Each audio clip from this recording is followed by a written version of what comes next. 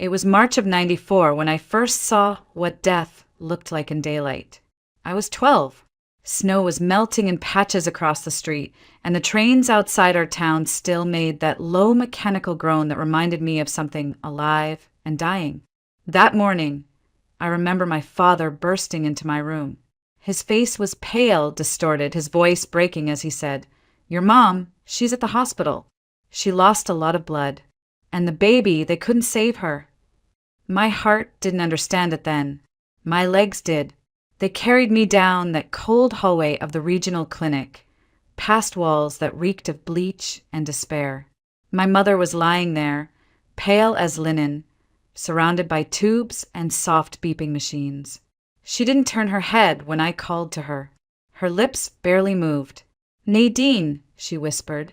That was the name of the baby's sister who was supposed to arrive that spring, the name of the child who never made it home. My father sat on the edge of her bed and gently said, "Sweetheart, they couldn't save her." The way Mom turned to him then, I'll never forget that expression. Not pain, not confusion. It was emptiness. Something inside her died long before her body could heal. "They were too late," she said flatly. "Too late." That moment changed everything for me. I stood there, a child trying to understand grief and failure, and I swore to myself, if I ever became a woman who stood between life and death, I wouldn't let death win. Years passed.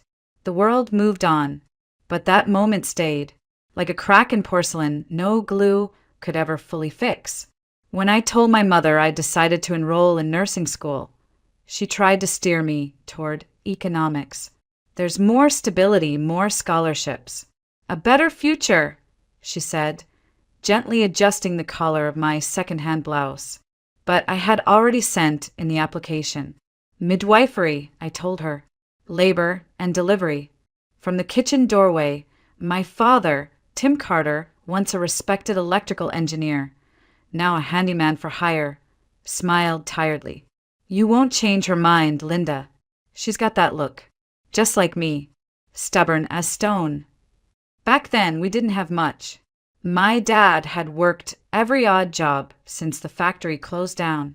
He fixed broken TVs, unclogged neighborhood sinks, and guarded parking lots at night when he had to. I think the only thing that kept him going was me. I took the 5:20 a.m. bus every day from our sleepy suburb into the city, whispering anatomy terms to myself under dim lights while sipping coffee I couldn't afford. My classmates thought I was intense. Maybe I was.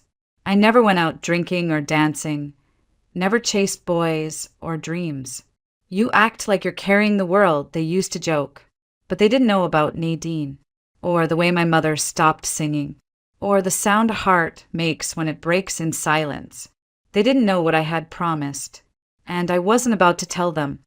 Midwifery school was harder than I thought, and I had braced myself for hard. The first semester hit like a freight train. Double shifts at a diner on weekends, late-night study sessions squeezed between bus rides, and anatomy exams that felt like interrogations. I learned to survive on peanut butter sandwiches and 5 hours of sleep. I didn't complain. Exhaustion was easier than silence. Mom had changed since the loss. She smiled less, moved slower, avoided babies in grocery store aisles. Her grief had calcified, turning soft things brittle. I tried not to add to her weight. I studied at the library to keep our house quiet, left sticky notes on the fridge to avoid small talk. Sometimes I'd catch her standing at the window, staring at nothing, her lips moving to lullabies she no longer sang.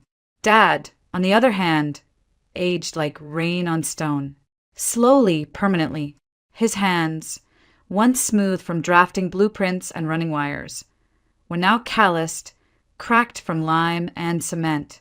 He still came home with dust on his boots and paint in his hair, humming out-of-tune songs from the '70s, pretending nothing hurt. But his eyes told me he hadn't stopped missing Nadine either. My first clinical rotation was at a maternity ward downtown. I wore a borrowed uniform, half a size too big, and tried not to let the seams of my nervousness show. I fainted during my first birth. literally slid down a tiled wall like a broken marionette. I woke up on the floor, cheeks flushed with shame, to the voice of a senior midwife named Judith. "Happens to the best of us, kid," she chuckled, helping me up. "You gonna run?" I didn't. I walked back in 15 minutes later with my hair still damp from the cold tap and my jaw clenched tight. That night, everything changed. The baby, tiny, purple, screaming, wrapped her fingers around mine with a grip so fierce it made me cry. I'd never felt something so small and so alive. The room disappeared. It was just her and me, breath and blood and a heartbeat that had decided to keep going. I knew then. That was it. My place in the world. After that, the fear faded. My hands got steadier. My eyes sharper. I learned to see what wasn't on the monitor, to hear what a woman's silence was screaming. Judith used to tell me, "You've got something rare, Marilyn.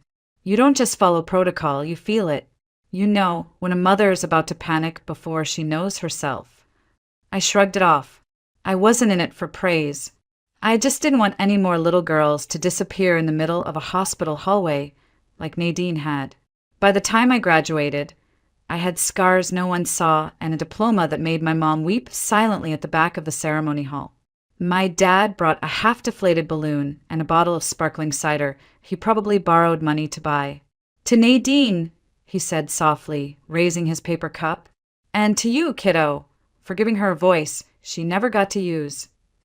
I still carry that moment in my back pocket, and the fire inside me burned stronger than ever.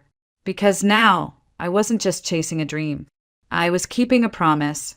I met Daniel at a birthday party I almost skipped.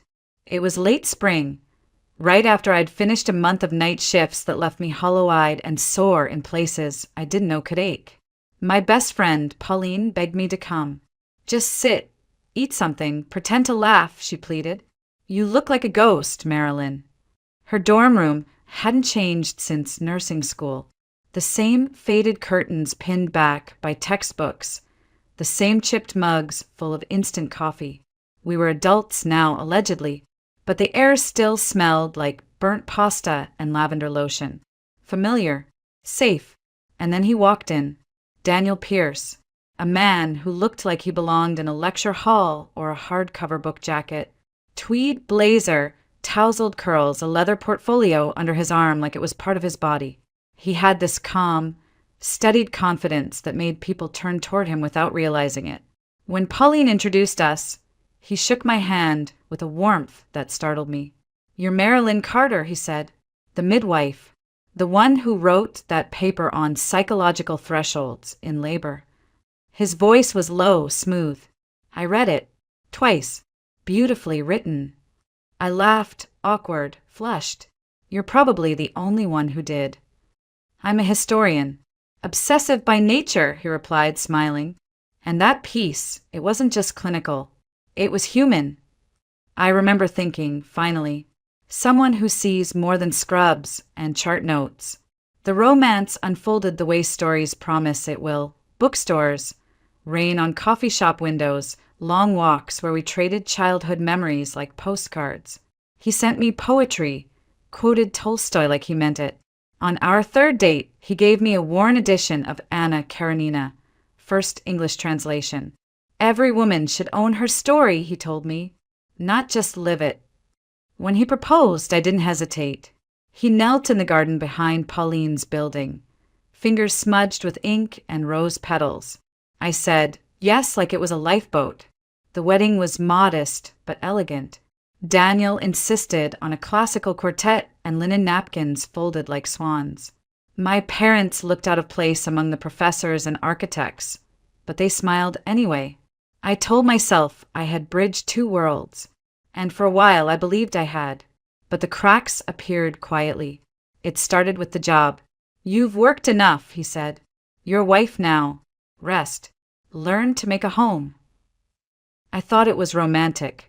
A man who wanted to care for me. Then it was the clothes. "That blouse is too loud." The friends. Pauline's unsophisticated. The phone. "I worry when I can't reach you." Just leave it on the table, sweetheart. He never raised his voice, never raised a hand, just the rules, one at a time. A suggestion here, a gentle correction there. He installed a home security system for safety, then cameras in the hallway. To monitor deliveries, he claimed. He said I was forgetful, emotional, that maybe I'd be better off with less to manage. He handled the bills, the groceries, the schedules. All I had to do was smile and stay pleasant. Eventually, I stopped answering Pauline's calls, skipped holidays with my parents, wrote thank you notes instead.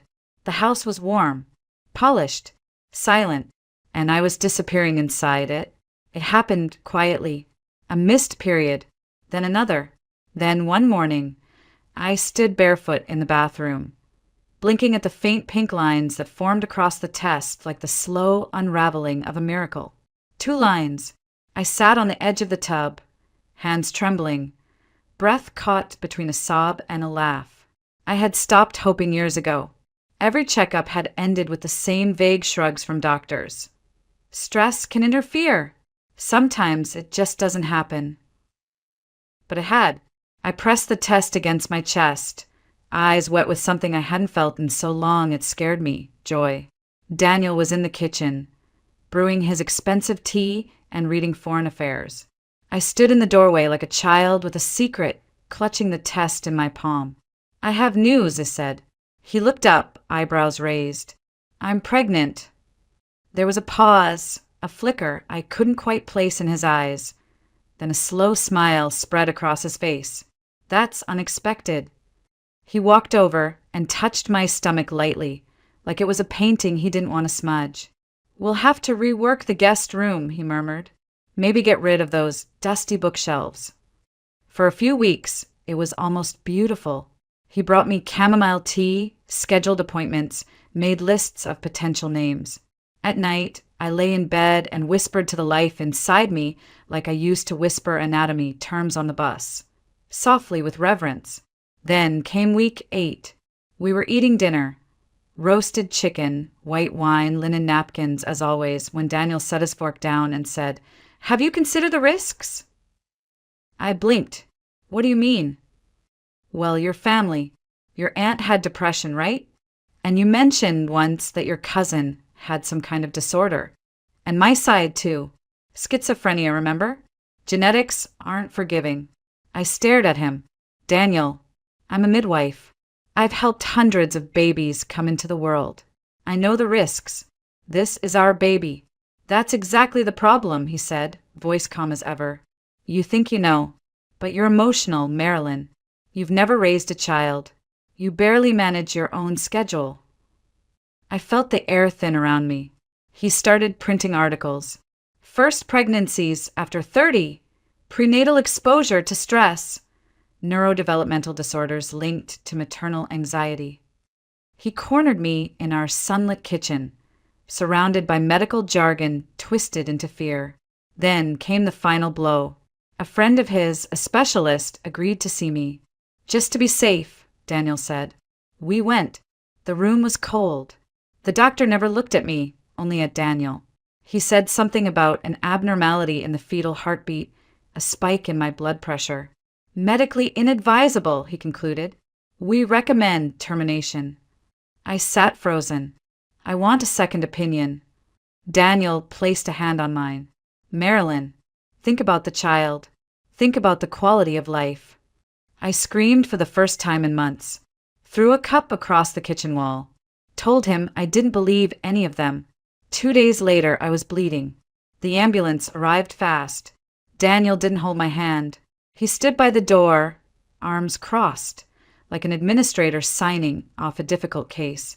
The last thing I remember before going under was the sterile light above me and the way the nurse looked away when I asked if my baby still had a heartbeat. When I woke up, everything was quiet. Too quiet. I didn't pack much. Just a few changes of clothes, my nursing license, some cash, and the photo of my parents on my graduation day. Dad in his worn blazer, Mom in a floral dress she hadn't worn since Nadine. I left the ring on the kitchen table, beside a note I didn't sign. Daniel wouldn't cry. He'd call it irrational, emotional. Predictable. It didn't matter anymore. I called Pauline, but her number had changed. So I called the only other person I could imagine showing up without asking questions. Bernice Caldwell. She was a retired nurse I had once trained under. A woman built of cotton and steel, with white hair always tied in a bun and a voice that could calm a birthing mother in the middle of a hurricane. I hadn't seen her in years, but I remembered the way she used to look at me during those brutal first rotations, like she saw something worth protecting. Her voice on the other end of the line was exactly the same. "You come," she said, "no questions. I've got a spare room and a kettle that never turns off." The bus to Mapleford took 6 hours. I sat by the window the whole ride, watching the world blur into green fields and long shadows. I didn't cry. I didn't sleep. I just held onto my bag like it was the only thing tethering me to the earth. Bernice met me at the station in a wool coat 2 sizes too big and a floral scarf, wrapped 3 times around her neck. "You're skinnier than I remember," she muttered, pulling me into a hug that smelled like chamomile and old linen. "That man of yours doesn't know what he lost." Her apartment was small. Books stacked in corners, crocheted blankets on every chair. It was warm in a way that no thermostat could explain. She made tea with lemon and honey, sat me down and waited. I didn't speak for a long time. Then, like a dam breaking, it all came out: the gaslighting, the cameras, the manipulation, the baby I never got to meet. Bernice listened without interruption. When I finally finished, she nodded slowly. "You're not the first woman who's run from the wrong man," she said, patting my hand. "But you're one of the few who did it before she lost herself entirely." The next morning, she handed me a list of nearby clinics. This town's always short on hands, especially good ones. By the end of the week, I had an interview at Mapleford Women's Health Center, a modest clinic on the edge of town. It wasn't much. 2 delivery rooms, aging equipment, and a staff that rotated more often than the seasons. But when I stepped inside, something in my chest shifted, as if the air itself remembered who I used to be. The director, a sharp-eyed woman named Dr. Lacey Monroe, shook my hand and looked me square in the eye. "We've got more births than beds some weeks. You think you can handle that?"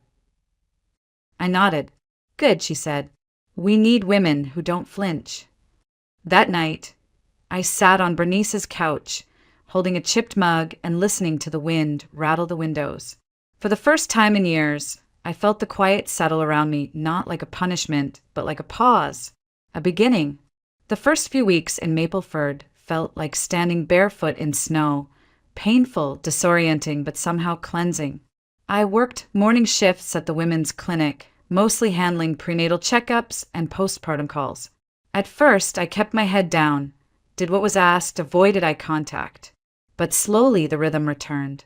Palpating bellies, charting fetal heart tones, offering whispered reassurance to terrified first-time mothers. It all came back like muscle memory, as if my hands had never forgotten what they were made for. Dr. Monroe didn't smile much, but she noticed. "You don't panic," she said one afternoon after a complicated intake. "You listen. That's rarer than you think." I didn't respond. I wasn't sure how to explain that listening was the only thing that had kept me alive these past few years. Bernice was the kind of woman who never let silence fester. Each evening, she insisted I join her for dinner, even if it was just soup and toast. "No one heals alone," she said. "Not well, anyway." Her apartment was filled with little domestic sounds: the kettle whistling, the clock ticking, the occasional creak of wood shifting with temperature. These were not Daniel's curated silences. These were living sounds, forgiving sounds. She started leaving books on my nightstand: old nursing journals, poetry anthologies, novels with bent spines. "This one helped me after Ed left," she'd say. Or, "This one reminded me who I was before I gave too much away." Sometimes I read them. Sometimes I just let them sit there, like quiet reminders that healing didn't always look like action. Sometimes it looked like stillness, like breath. And then there was him, Dr. Andrew Wallace, the hospital's new attending OB-GYN, Came by the clinic twice a week for high-risk consults. He was younger than I expected. Late 30s maybe, with kind eyes and the kind of calm that didn't need to announce itself. He didn't flirt, didn't pry, just nodded politely and asked thoughtful questions. We didn't speak much at first, but over time we began to orbit each other, crossing paths during difficult cases, exchanging updates in the hallway, sitting side by side during chart reviews in comfortable silence. One evening, after a grueling delivery that ended, well, only by the skin of our teeth, he offered to walk me home. Mapleford was small, and my apartment above Bernice's bakery was just a 10-minute walk down Main Street. The night air was crisp, full of wood smoke and pine. "You're good," he said softly, hands in his coat pockets. "Really good." I shrugged, just trying to stay useful. He paused, then looked at me in a way that felt too steady. "No, you're holding things together. That's different." We didn't touch, didn't make promises, but something shifted that night, not a spark, but a warmth. A small ember, placed carefully where the cold had lived too long. Back at the apartment, Bernice was already steeping chamomile. She raised an eyebrow as I stepped in. "Someone walked you back." I nodded. She handed me a cup. "It's okay, you know." "What is?" "To let someone be kind to you." I didn't answer, but I didn't argue either. It was one of those nights where the world seemed to hold its breath. Late January. Mapleford lay beneath a blanket of thick snow, the kind that muffled sound and bent tree branches with its weight. I was on night duty at the clinic, a rare thing, but we were short-staffed and I didn't mind the quiet. Most of the patients had already been discharged or tucked into prenatal observation. Only one woman remained in early labor, resting with monitors beeping gently at her side. I was finishing my shift notes when I heard it, a sound so faint I almost mistook it for the wind. Then it came again, a low, broken moan, human. I paused, pen midair, ears straining. It was coming from outside. I rushed to the window. Beyond the fogged glass, past the chain-link fence that bordered the back of the clinic, something moved. Something small, slumped near the gate, half hidden by the falling snow. Grabbing my coat and flashlight, I ran. The cold slapped my face the moment I stepped outside. Snow crunched beneath my boots, breath visible in the beam of light cutting through the dark. And then I saw her, a young woman, barely more than a girl, curled around her swollen belly, clothes soaked in blood and fluid, lips blue, eyes wild with pain and fear. Her fingers clutched the frozen ground like she was holding on to the earth itself. Hey, I'm here," I said, kneeling beside her. "My name's Marilyn. I'm a nurse. You're safe now." She shook her head weakly. Don't take her. Please." "I'm not taking anyone," I whispered. "I'm going to help you." Behind me, I heard footsteps crunching fast. Dr. Wallace had followed, still pulling on his coat. "What V we got?" "Preterm labor. Maybe 32, 33 weeks. Possible placental abruption. She's in shock." He knelt beside me, all efficiency and calm. "We need to get her inside. Now." Together, we lifted her, barely more than bones in panic, and rushed her through the back door. Bernice was already inside with a stretcher, her face pale, but steady. "Room 3, she said. "Everything's ready." Everything after that blurred into instinct. Blood. So much blood. The girl, her name was Emily, was barely conscious, whispering something over and over that I couldn't catch. Dr. Wallace barked orders. Bernice pressed gauze against Emily's abdomen. I hooked up 4 fluids with trembling hands, silently begging the monitors to stay stable. "Get ready for an emergency C-section," he said, snapping off his gloves. "We're out of time." When he handed me the baby, she wasn't breathing. She was tiny, limp, skin bluish-gray, and for a moment, just one, I felt that old helplessness rising again. The sterile lights, the empty silence. "Nadine." "No." I pressed 2 fingers gently to the baby's chest, began stimulation.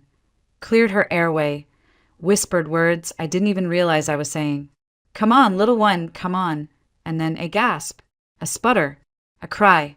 It wasn't loud, but it was enough. "She's breathing," I said, almost not believing it. "She's breathing." Dr. Wallace paused, blood on his sleeves, sweat beading at his temple. He looked up at me, and something unspoken passed between us. We had saved her, but Emily was already slipping. I held the baby close, trying not to shake. "What's her name?" I asked, though I wasn't sure she could hear me. Emily's eyes fluttered open just once. "Mira," she breathed, and then she was gone. Just like that. I sat beside the incubator for hours, unable to move. Mira lay inside, surrounded by wires and monitors, her chest rising and falling like a whisper.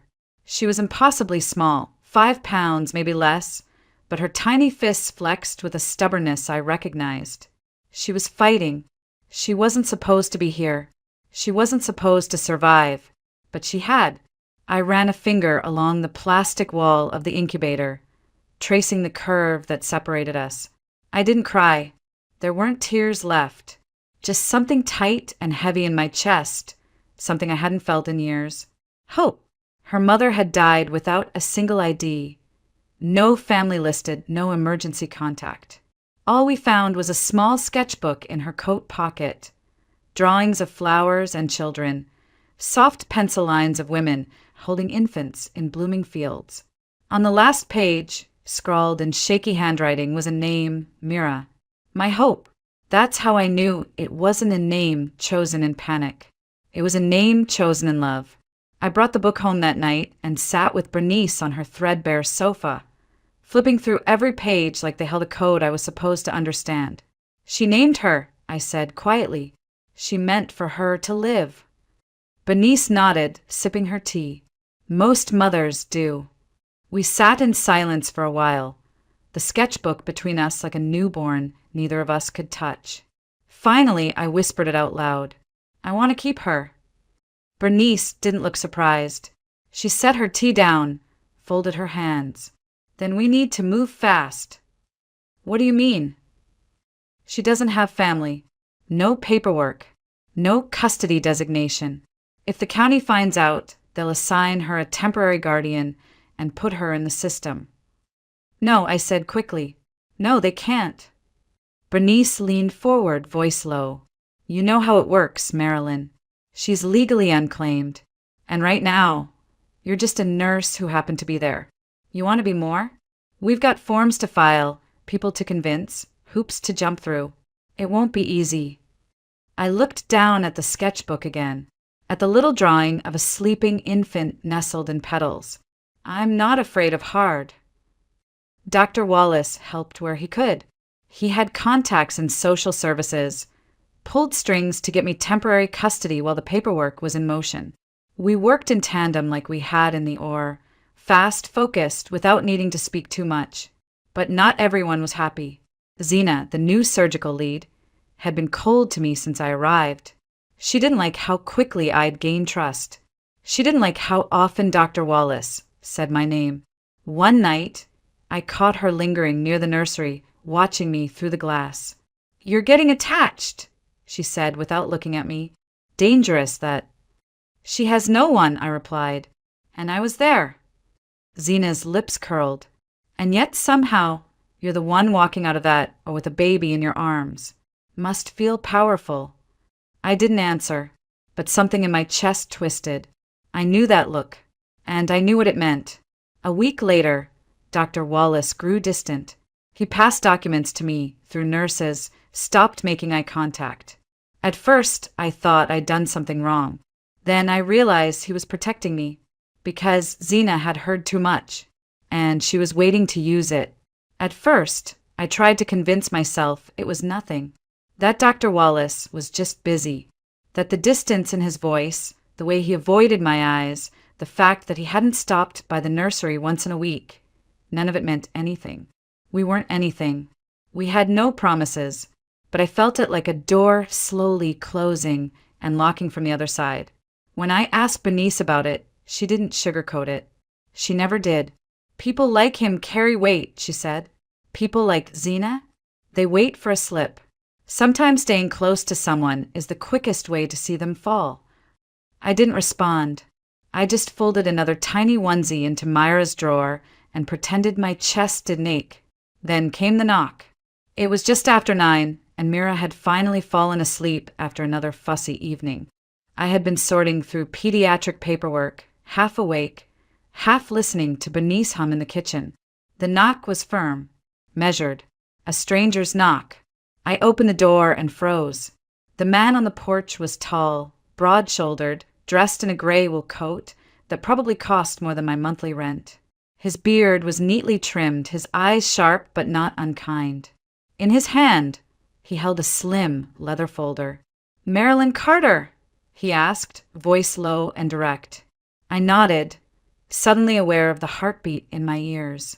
"My name is Daniel Pierce," he said. "I believe you're caring for my daughter." I didn't understand at first. The words made sense, but the meaning didn't land until he opened the folder and handed me a document. Then a second, a photograph, and there she was, Emily, smiling in front of a mural, paint on her hands, belly already rounding beneath a loose t-shirt. Her face was softer, lighter, but unmistakable. "I hired her," Daniel said, 2 years ago, through a surrogacy agency. She was carrying my child. I sank onto the nearest chair. "You're mistaken," I said quietly. She never mentioned anyone. No paperwork. No contact. She gave birth and died alone. His voice didn't waver. She ran. She left a note the morning she disappeared. Said she couldn't go through with it, that the baby was hers. He paused, and for the first time I saw it, the pain beneath the polished exterior. I searched for her for over a year. Private investigators, legal teams. Nothing. Until last week, when someone in your hospital uploaded a case report with just enough detail to catch attention. Zina. Of course. I looked at the photo again. At Emily's eyes. At the mural of swirling stars behind her. And the tiny caption below written in faint pencil. For her. For Mira. She named her, I whispered. Daniel nodded. That's how I knew it was her. I chose the name. Mira means peace in an old dialect my grandmother spoke. Emily liked the sound. We sat in silence for a moment, the weight of it all pressing into the small room, into the old wood floor and the stale tea on the counter. "I'm not here to take her from you," he said at last, "but I do want to meet my daughter." Everything in me screamed to say no. But then I thought of Myra's eyes, so green, so full of questions I couldn't always answer. And I realized a door had just opened, not behind me, but ahead. I didn't let him hold her right away, not because I didn't trust him, but because I didn't know how to trust anyone with something so fragile again. We arranged a supervised visit at the clinic. Bernice insisted on being there, quietly reading a magazine from the corner. Dr. Wallace passed through once, but didn't stop, just nodded toward me, his face unreadable. Daniel sat across from me, hands clasped between his knees, eyes never leaving the tiny bundle asleep in my arms. I watched him watching her, not with hunger, not with fear, with longing, and something else. Regret. "She has her mother's lips," he said quietly. I looked down. Myra's mouth was soft, pursed in sleep. Emily's sketchbook flashed through my mind. Petals, swirls, the way she had written that name like a prayer. "She never told us," I murmured, "why she ran." Daniel's jaw flexed. "I think she was afraid I'd take the baby and disappear, that I only wanted a child, not the connection. And was she wrong?" His eyes met mine. I didn't understand back then. I thought biology was everything. But now, I know that showing up is louder than blood. I didn't want to cry, but I did, because somewhere deep in me, I knew exactly what he meant. For weeks, I had watched Myra's chest rise and fall with every breath, her tiny fists clench and unclench with life. I had fed her, sung to her, rocked her through colic and fevers and 1,000 tiny moments that added up to something huge. And none of that had anything to do with DNA. He didn't ask for forgiveness. He didn't beg for rights. He just came again the next week with a book of Russian lullabies his grandmother used to sing. Then again, with a handmade mobile of paper stars and moons. Each time he stayed a little longer. Each time, I watched Myra's eyes track him across the room. Then, one snowy evening, we sat across from each other at Bernice's dining table. Myra was asleep in her carrier, fingers curled around one of Daniel's old scarves. "I've spoken to my lawyers," he said, voice low. "They're drawing up shared guardianship papers. You've raised her, loved her. I won't take that away."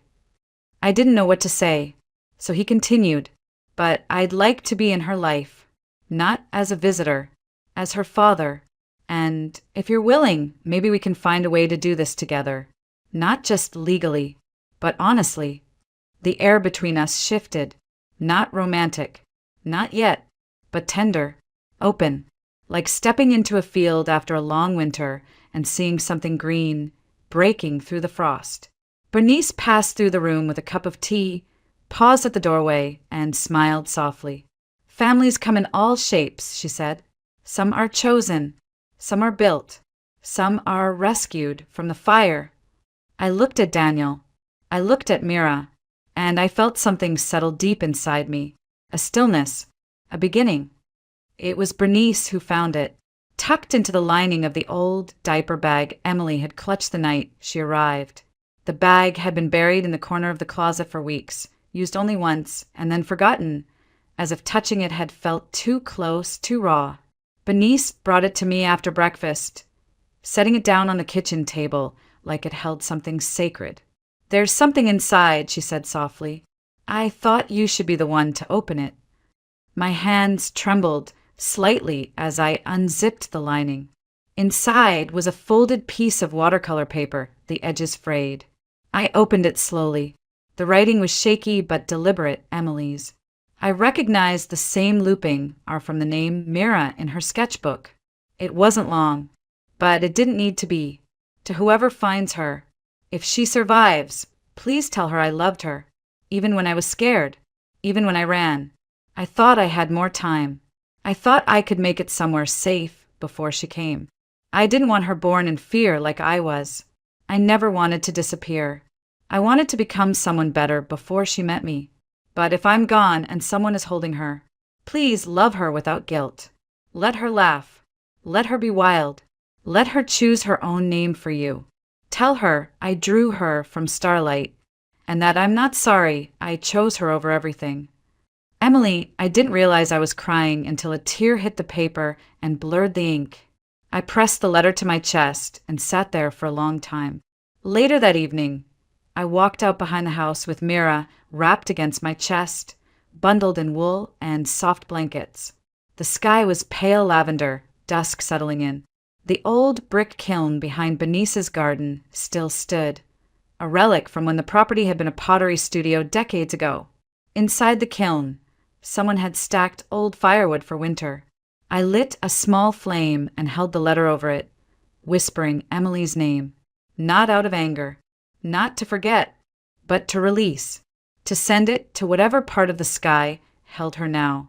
The paper curled and blackened, ash lifting into the night like a prayer.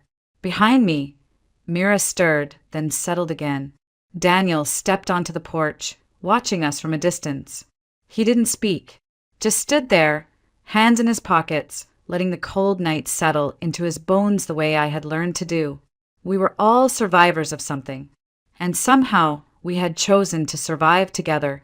I don't know what our future looks like. I don't know what Myra will call me one day, or how many times I'll stumble trying to be enough. But I know this. Love isn't just biology. It's not blood or names on a certificate. It's showing up when the storm hits. It's holding on when you're afraid. It's letting go when it's time. And sometimes it's drawing a girl from starlight and trusting that someone else will help her shine.